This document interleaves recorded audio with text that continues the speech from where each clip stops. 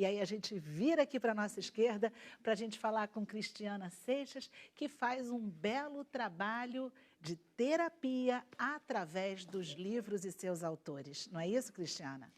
Boa tarde, muito obrigada pelo convite. E é realmente isso que você falou, as artes, elas guardam aquilo que não pode morrer, né? Então, ouvindo essa apresentação belíssima, me vem logo o Antônio Nóbrega, que é um grande guardador das riquezas do Brasil, né? Através das suas múltiplas linguagens sensíveis. Ele tem um poema que se chama Sambada dos Mestres, e diz assim: as 7 chaves das artes guardo todas comigo. Com elas na minha mão enfrento qualquer perigo. As tenho como presentes dos mestres, grandes amigos. Brinco e danço com o meu povo, sou um cavaleiro andante. Nesse nosso mundaréu, minha sina é ser brincante. Então, nesse sentido, eu acho que todos nós estamos muito precisados dessa energia da brincadeira, para relaxar um pouco de tanta opressão, de tanta pressão.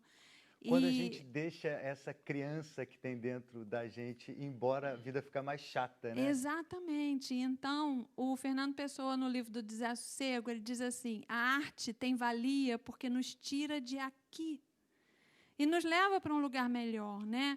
Então, Antônio Cícero, no poema Guardar, porque isso, a Jacera está guardando a história da Marinês, né? Que coisa maravilhosa.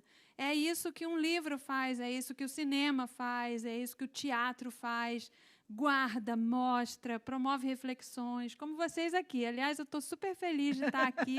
Sou super fã do Sem Censura, assistia desde da Leda Nagli, né? Não, e é tão bom a gente ouvir você dizendo que você é fã do Sem Censura, e a gente pode dizer também, Cristiana, que a gente é muito fã dos objetos que você trouxe hoje para a gente. Olha, tem toda uma decoração. Olha só a decoração, aqui. Eu queria tanto que vocês vissem em casa os detalhes.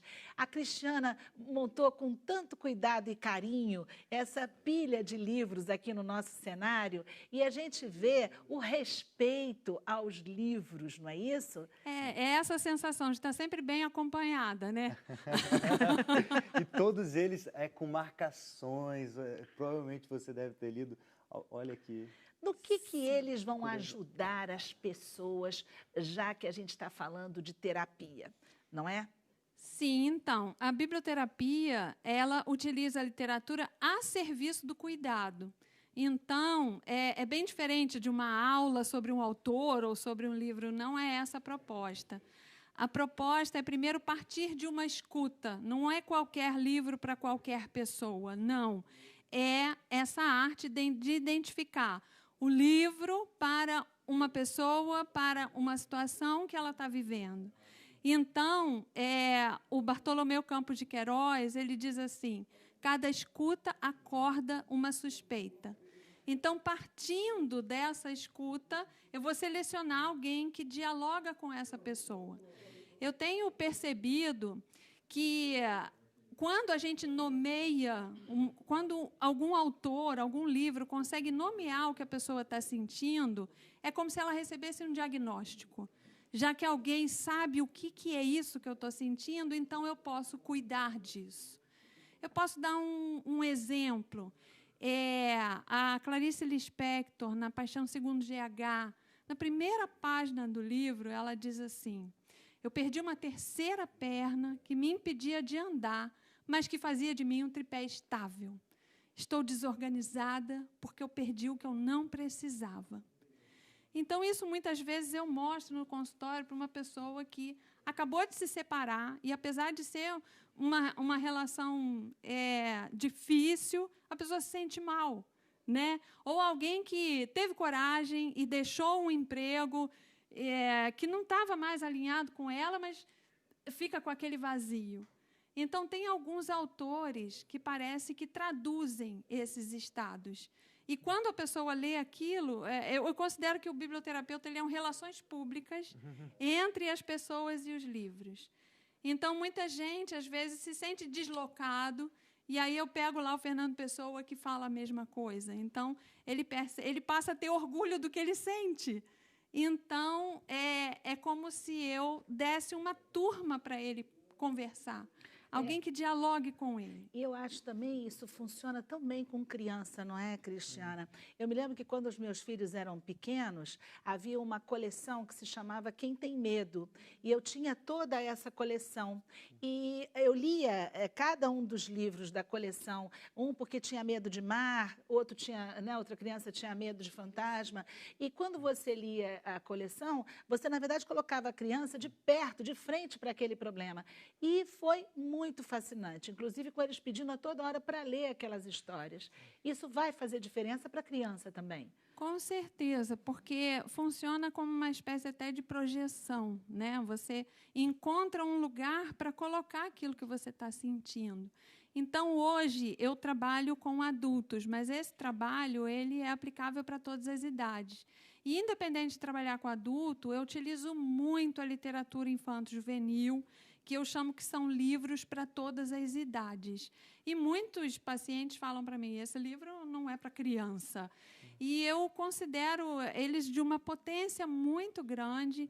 Inclusive, vai ter, em Niterói, na Pestalozzi, vai ter uma pós-graduação em literatura infanto-juvenil e a gente vai inserir esse módulo biblioterapia, porque, ao mesmo tempo, cuida tanto da criança quanto dos adultos, e é um conhecimento que vai com a pessoa para o resto da vida. Que exemplos você trouxe para a gente, por exemplo, de livros com os quais você trabalha e que você sente que tem ótimo resultado? Tá, então vou mostrar alguns exemplos da literatura infanto-juvenil e depois comento algumas coisas dos outros. Então, esse trabalho, como é terapêutico, que é a arte de cuidar, ele tem um compromisso com a expressão, né? A gente sabe que, atualmente, os males são muito neuronais, não são bacterianos. Agora me enrolei, né? Bacterianais. Não são de vírus. Então, os males contemporâneos são o quê? Depressão, ansiedade, pânico, né? Síndrome do esgotamento. Então, isso fala muito de uma falta de expressão também, de um isolamento. Então, a gente tem aqui o menino Nito, da Sônia Rosa, que é um menino que o pai, em determinado momento, falou para ele que homem não chora. E ele começou a engolir vários choros por dia. Não, eu só vou mostrar uma página aqui. E, então, ele vai formando uma represa. E aí chamam o médico e o médico fala, ele não tem problema nenhum, o problema dele é desachorar. E muitas vezes acontece com a gente, né? A gente vai pro médico e o médico diz, não, você não tem nada. Então, ele perguntou, e como é que desachora? Ele, senta aqui no meu colo e vá contando todos os choros engolidos, um a um, sem esconder nenhum. E ele fala assim, mas eu posso, mas eu não sou homem, justamente porque você é homem que você tem que chorar. E então, é por isso que essa imagem aqui é a represa cedendo. Sai, né? De lá aliviado. Isso. A versão feminina do Menino Nito é a Bilica Chorona, da Isabelle Borges, da Lago de Histórias, que esses livros infantis têm a vantagem da ilustração, que muitas vezes a ilustração ela é muito significativa, né? Então, pode ser que muita gente que esteja vendo essa imagem esteja se identificando com ela. A própria Viviane Mosé tem uma poesia maravilhosa que ela fala que a maioria das doenças que as pessoas têm são poemas presos, palavras calcificadas, e que lágrima é dor derretida, dor endurecida é tumor, raiva me perdi. É a emoção. Eu peço desculpas. Mas, então, aquilo que a gente não expressa, que a gente engole, aquilo que a gente tem vontade de falar e não fala, aquilo não dissolve dentro da gente. Aquilo acumula. E o Tiago de Mello, ele fala, o que não fiz ficou vivo pelo avesso. Então, através desse trabalho, a gente vai dar estímulos para que a pessoa expresse. Então, esse próprio Menino Nito, eu costumo fazer com os pacientes, porque eu faço atendimentos individuais no consultório e também faço rodas de leitura semanais, isso é uma vez por semana, desde julho de 2011. Então, no consultório, muitas vezes eu sugiro que a pessoa faça um inventário dos choros engolidos. E aí ela vai me contando cada um. Então, isso foi incentivado por um livro. Legal. Então, assim funciona o trabalho. E tem a parte dos outros livros que você trouxe. Então, eu dei o exemplo da Clarice Lispector, eu já evoquei aqui o Fernando Pessoa, o Antônio Nóbrega. Então, é um diálogo de muitas vozes. Eu acho que quem resume bem é um poema do Ferreira Goulart, que se chama Muitas Vozes, e que diz assim: estamos todos nós cheios de vozes que, o mais das vezes, mal cabem em nossa própria voz.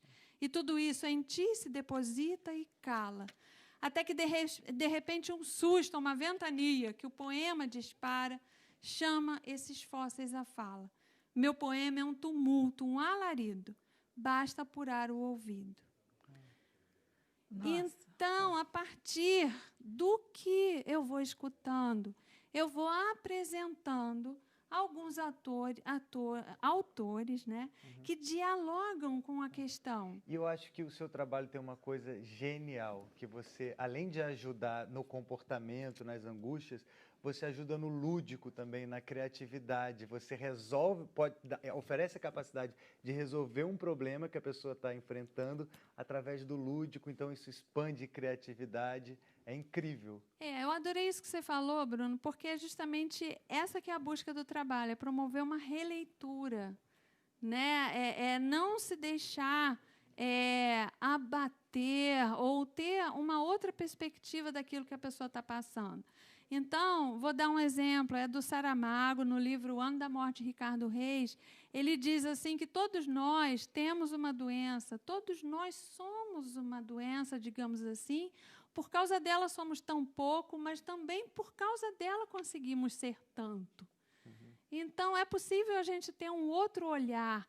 É possível, como diz o Tiago de Mello, da dor tirar uma flor. Então, tem um livro infanto-juvenil também, que se chama Força da Palmeira, que é baseado num conto do Magrebe, que um homem mau colocou uma pedra em cima de uma palmeira e, impedida de crescer, ela vai fincando raízes profundas que vão se espalhando e, a partir desse movimento, ela acessa os mananciais de água mais profundo e, de lá, ela tira uma energia e que ela vira uma palmeira rainha e ela diz, no final, assim, quando essa pessoa volta, ela fala: eu devo agradecer-lhe, a sua carga me fez mais forte. Cristiana Seixas, eu devo agradecer-lhe. A sua conversa nos fez, com certeza, mais fortes e mais fãs da literatura.